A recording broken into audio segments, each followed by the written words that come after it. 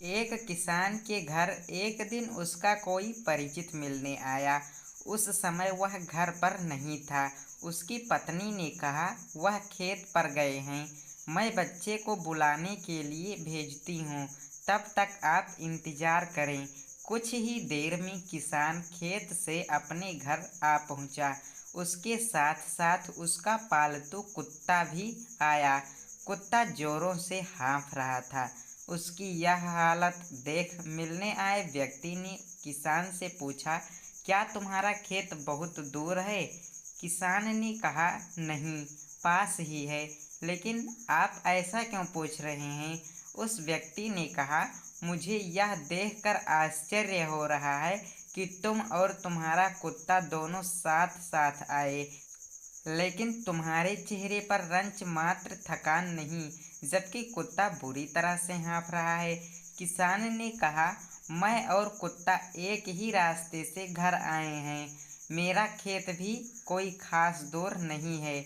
मैं थका नहीं हूँ, मेरा कुत्ता थक गया है। इसका कारण यह है कि मैं सीधे रास्ते से चलकर घर आया हूँ, मगर कुत्ता अपनी आदत से मजबूर है।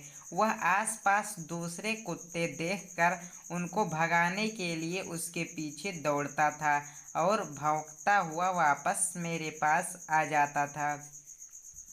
फिर जैसे ही उसे और कोई कुत्ता नजर आता, वह वापस उसके पीछे दौड़ने लगता। अपनी आदत के अनुसार उसका यह क्रम रास्ते भर जारी रहा, इसलिए वह थक गया है। देखा जाए तो यही स्थिति आज के इंसान की भी है। जीवन के लक्ष्य तक पहुंचना यूं तो कठिन नहीं है, लेकिन राह में मिलने वाले कुत्ते व्यक्ति को उसके जीवन की सीधी और सरल राह से भटका रहे हैं। इंसान अपने लक्ष्य से भटक रहा है और यह भटकाव ही इंसान को थका रहा है। यह लक्ष्य प्राप्ति में सबसे बड़ी बाधा है।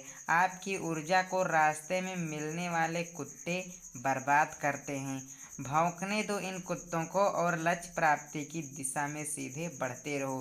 फिर एक न एक दिन मंजिल मिल ही जाएगी, लेकिन इनके चक्कर में पड़ोगे तो थक ही जाओगे।